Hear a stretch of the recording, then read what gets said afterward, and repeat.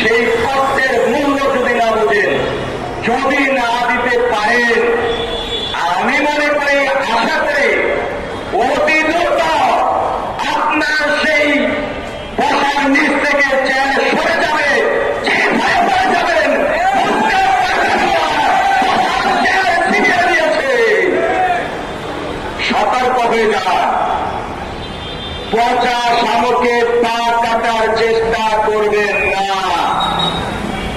মনে করেছেন এপ্রিলের শিক্ষক কি বা করতে পারে? এরা একেবারে প্রাথমিক স্তরের শিক্ষক।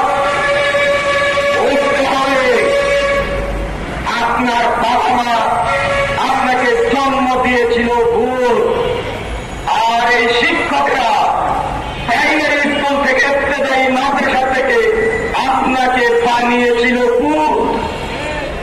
সেই শিক্ষকদের সাথে ছিনিমিনি খেলে যদি মনে করেন এরা কিছু পারবে না, তাহলে এদের হুঙ্কার, এদের করণীয় আফসোস করবে যে কেন এই সমস্ত উত্তপ্ত আন্দোলন শুরু হওয়ার আগে এদেরকে বিদায় করলাম না, কেন পুলিশের সাথে এই যুদ্ধে লিপ্ত হওয়ার আগে এদেরকে বিদায় করলাম না।